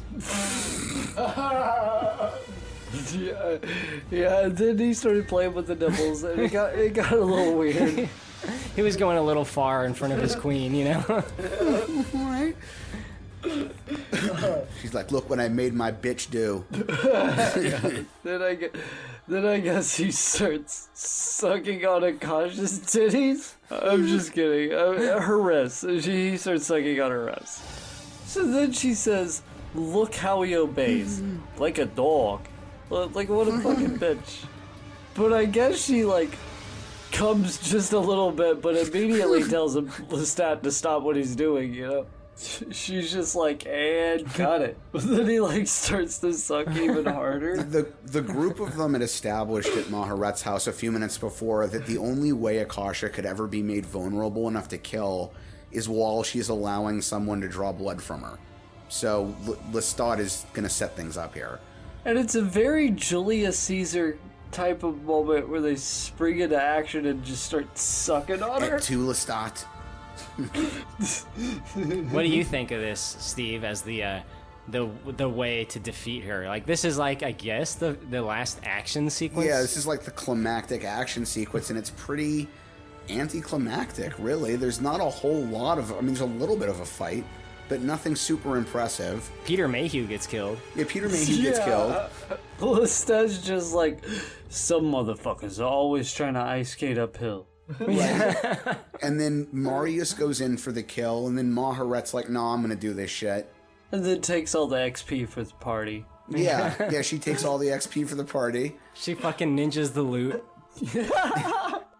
They finally get her, and she kind of dissolves to dust. The effect of Akasha dying and dusting like that, I thought was the best effect in the whole movie. I don't hate it. Yeah, it's not perfect, but I thought it was pretty cool. I wrote it down as almost a cool death. Yeah. Like, it starts off cool, but by the end of it, it gets a little, like, Brendan Fraser mummy-esque. You know? How they arrive at the death is not cool, right? Just, like, leaping on her and, like, sucking blood from her arms and shoulders, like, that's not cinematically engaging. Not enough for me, especially. You know that part, I know you know, Josh may know too, that part in Invincible where Iron Man goes to town on the Avengers knockoff, I can't remember, Guardians of the Globe, whatever they call themselves. Yeah. Like, that's like the level that I want. It's supposed to be a fucking vampire queen, and the rest of the high-powered vampires are coming after her. Like, I want that. I think it'll be a long time before we see a scene like that done that good again. You're probably right. Because that is, like... It was brutal. It was brilliant. It was fucking brilliant. The Flash dude getting him in the chest was... The guy is so good. It's so good. Holy shit, that was done right. All right, anyway. But when Akasha turns all black, her skin starts to change. The inside of her mouth even changes. Her eyes. Like, Yeah. I quite like that. It's scary looking. It is. You see her kind of for the demon that she really is momentarily. Yeah, I mean, and that's really the thing. She's beyond even just a normal vampire. She's almost like possessed of the soul of some demon. Yeah. I really wish they would have went into that. You know, that would have been cool. Yeah, that would have, you know, if they hadn't excised almost everything interesting from two separate books. God. Yeah, I mean, if they'd only started on this 2 or 3 years earlier and done the whole thing right. Like, fuck, man. Yeah. Steve, how does it wrap up after that? So they save Jessie by turning her into a vampire. Right. Which is really what she sort of subconsciously, at least, has wanted the entire time. She consciously wanted. She said the words, "I want this." Yeah. I mean, I don't think she realized at first that's what she wanted, but she gets to it, yeah. I mean, the thing is, it's a ridiculous choice for her to make. She's got no idea what she's dooming herself to. Is it established at all in the books if you have to, like, invite a vampire in? Because they just showed the fuck up at that one guy's place. Yeah, I full disclosure, I read the Anne Rice vampire books when I was in high school, which was 20 years ago, so I don't remember every detail. That being said, I do not remember that being included, and one of the things about Rice's books was always that she had modified the vampire lore a little bit. for her own story. See, I don't think that element exists in the Anne Rice universe. Okay. Yeah, I don't think. Like the crosses isn't a thing in Anne Rice because they're all pre-Christian. Right. Right. Well, not all of them, but a lot of them are. So the holy water and crosses doesn't work on them, that kind of stuff. Yeah. Yeah, it's one. I mean, vampires are kind of a ridiculous concept in general, really. But she had a nice way of toning it down enough that a lot of the most silly parts of the vampire lore just weren't there for her, which I liked. But yeah, so anyway, so that, I mean, and it really just sort of ends. The queen is dead. Jesse gets turned into a vampire and then basically runs off with Lestat. So the two of them can spend eternity with each other. Well, they visit David, the most important character in the movie. Oh, yeah. They do visit David to let him know what's happened for some weird fucking reason. There is no reason you need to stop and tell this guy what's going on. And, like, no one cares about David. We don't care about him. I don't know why they care about him. Yeah, I mean, it's much better for Jesse for him to think that she just disappeared. But she did break the #1 rule, though. Right. Observe the dark realm, but be not of it. Bitch, This is the one rule. Yeah, you became literally a part of it. And, I mean, she doesn't seem to have considered the fact that Lestat is not a hero. Lestat is a selfish, self-absorbed asshole who survives by murdering innocent people and drinking their blood. Why is that the life that's what you want? You want to spend eternity killing people? He's fucking edgy, yo. Yeah. Like, it just... But have you seen those abs? Right? I mean, and like, I can sort of get it from a perspective. Like, the vampirism is sexy and you get the immortality that goes along with it. But like, one of the underlying messages of all the Anne Rice stories is supposed to be that it's kind of its own sort of hell to be a vampire. In fact, at the end of Interview, even in the movie, the Louis character is offended when the reporter asks to be turned because the whole point of Louis' story was supposed to be this existence isn't fun. It's not something you should want. And then they go back on it at the end of this where the ultimate goal is for the pretty girl to be turned into a vampire and spend the rest of eternity murdering people. Just living like a fucking rock star, yo. And fucking, yeah. So anyway, so they go visit David, and then David gets, you don't really see it happening, but David gets a visit from Marius, who David has been obsessed with his whole life. So yeah. I guess the idea is he's going to get turned. Is that? Yeah, I think that's kind of what it makes it seem like, is that Marius is going to turn him too. I can't wait to see the David spin-off movie. The most interesting character in the movie, easily. Fortunately, it's been 20 years since this came out and they haven't made any more sequels, so I think we can rest in peace so that it's not going to happen. Well, that was the big payoff for that very vital, very important subplot. Right. Oh, boy. I think these books could really make a good HBO series or something based on what you're telling me. I think so too. 100%. And even Anne Rice said when they were doing this that Lestat no one should have ever attempted to turn Lestat into a movie. She didn't want it to be turned into a movie, that if it was going to be adapted at all, that it needed to be a miniseries. Especially because the way the book is formatted, different chapters are like, it's really broken into sections. With each section, you're with Lestat in one part, you're with Jesse in one part. So a miniseries makes perfect sense because each episode can tackle their portion of the story. HBO, are you listening? Right, exactly. Yeah, in fact, HBO, if you're listening, start at the beginning. Start with Vampire. Let's do the whole thing. They could do it really well. But yeah, I agree. Should have been a miniseries. Everything about the way they approached this was just wrong. That is the Queen of the Damned. Steve, do you have any final thoughts before we go into ratings? Any final thoughts on Queen of the Damned? I don't know. What else is there to say? The actress, Lena Olin, who played Maharet, was in a bunch of... she's Swedish. She was in a bunch of Ingmar Bergman stuff. She's actually a pretty serious actress, which is cool. But yeah, I don't know. Not much else. That's pretty much it. Well, I have one quick thing. And there's a story about a real life story, a guy named Alan Menzies. He was in his 20s. Oh. He was in Scotland. He killed his best friend and drank his blood. He stabbed the dude 42 fucking times.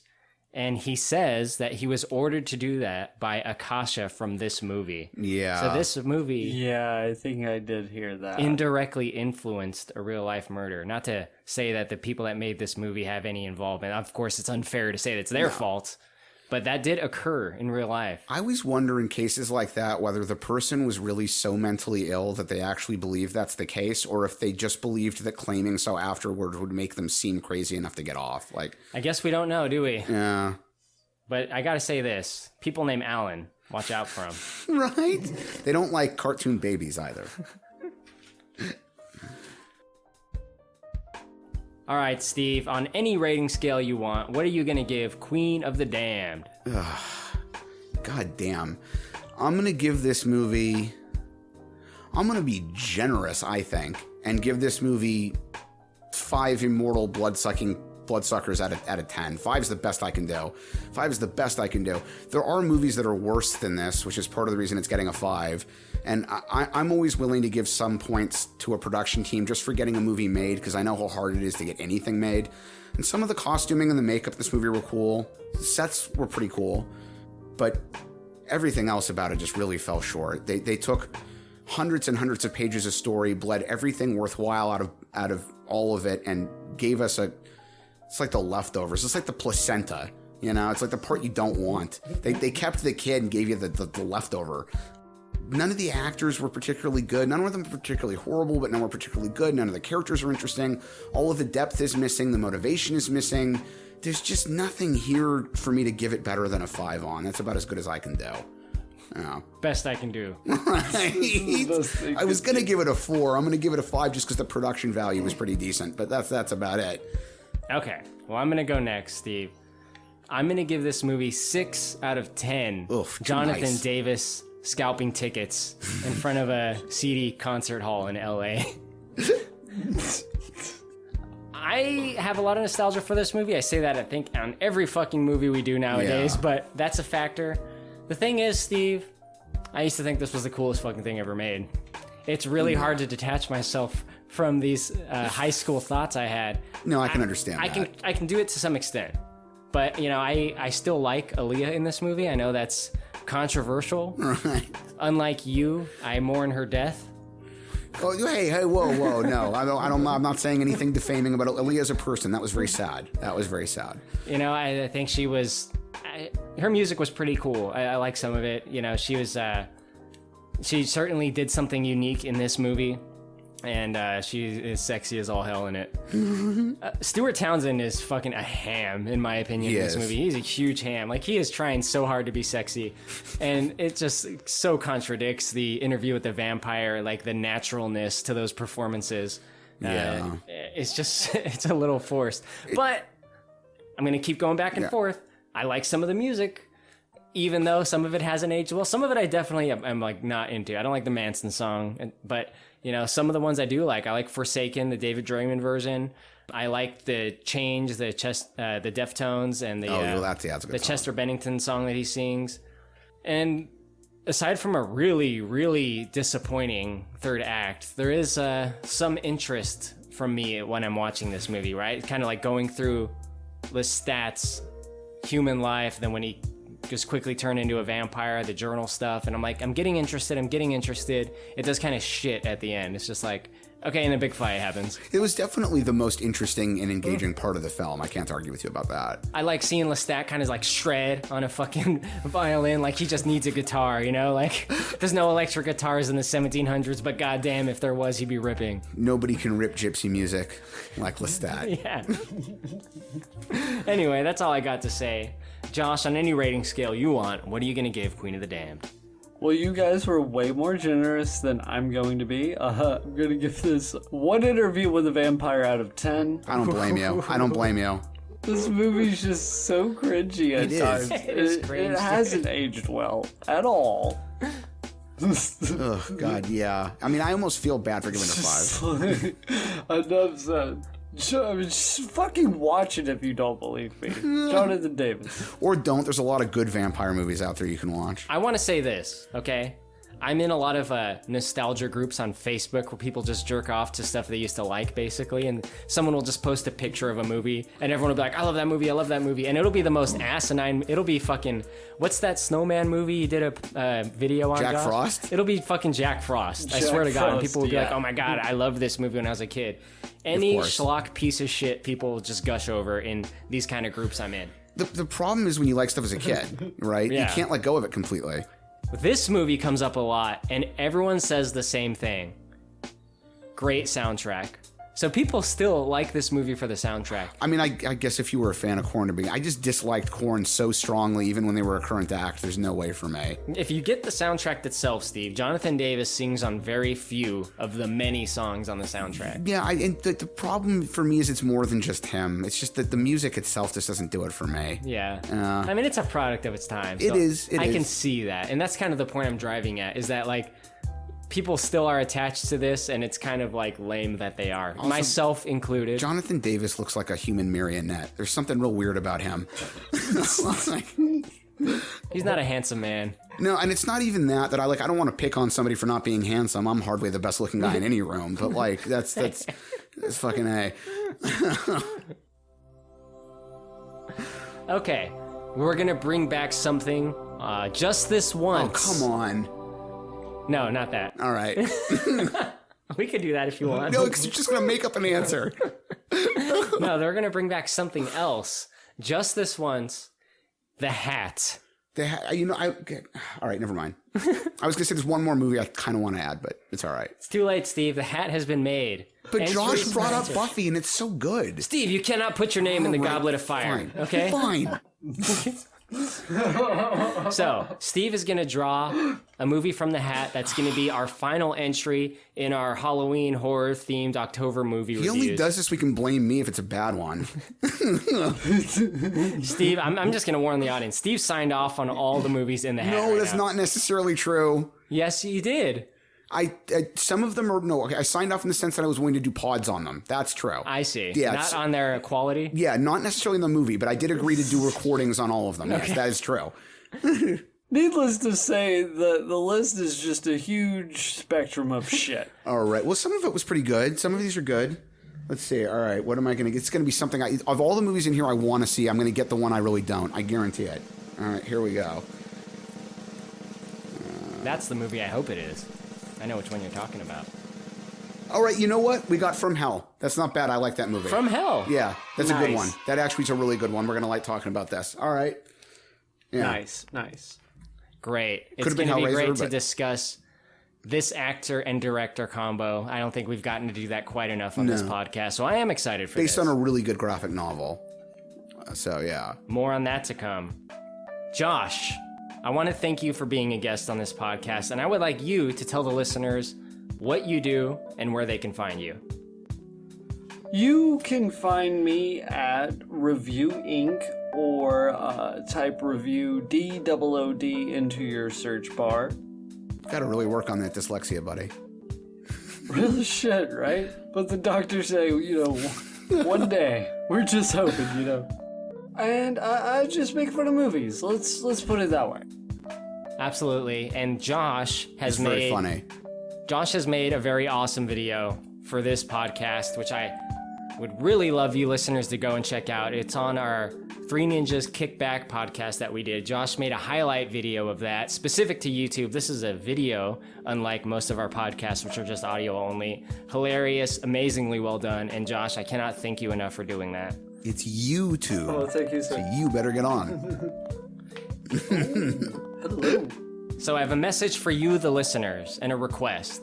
If you like what you hear, leave us a positive rating and written review on Apple Podcasts. That's the best thing you can do for this podcast. So if you like us, if you're interested in supporting us, you don't have to pay us a dime. Use your iPhone, find someone with an iPhone, leave us a positive rating and written review, 5 stars. Also, give us a thumbs up on YouTube, leave us a comment, subscribe to us on YouTube, all that good stuff. But of course, the first thing I mentioned is the most important thing you can do for us. We appreciate it immensely. I thank you, Steve, for coming on, as always, making the trip out here. Josh, as always, thank you for coming on and being willing to discuss such classics as Queen of the Damned and many others that we've been doing. It's been Josh very needs fun. to be on more often. Because Josh and I agree about stuff, and that's good for me. Yes, Steve needs that positive reinforcement in his life. Thank you all for listening. It's been an awesome podcast. We love you, and good night.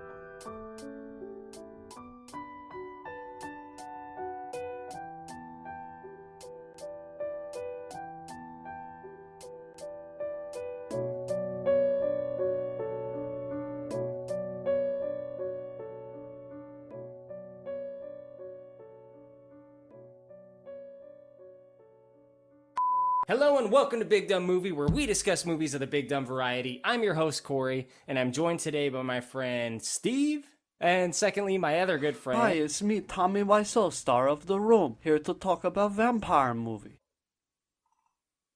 Yeah. In one of the books in Lestat, he had been asleep for a while. But in the movie, they say that he's basically been hibernating for like 200 years. And that he did so more or less because he got bored with the world and wanted to just go to sleep for a while until things had changed enough to be interesting to him. What I find interesting about movie is Lestat is vampire. Right. Very interesting choice for vampire movie. She is a member of the Talamaska, who is not really explained in this movie, so I'm just going to go based off not having read the books and what I see in the movie, which is they investigate the supernatural. I don't like seeing because there is no vampire. I wanted Johnny to be vampire in my movie The Room. Step aside, Superman. We now have the most iconic romantic flight scene of all time. You know, I have a feeling you're going to disagree with me, which is fine. But if I'm being honest, I'd rather be Lestat than Superman. I'd rather be the vampire. I agree with Steve. I want to be vampire. You want to be vampire with me, Steve? Steve? You want to be vampire with me, Steve? And you know, they're up in the daylight and they're discussing what the world will be like when the two of them rule everything, and it just got blood out of it. Like nothing's there. You know, Steve, if a lot of vampires love each other, the world would be a better place. Yeah. Anyway, and there's a story about a real life story. A guy named Alan Menzies. He was in his 20s. Oh. He was in Scotland. He killed his best friend and drank his blood. He stabbed the dude 42 fucking times.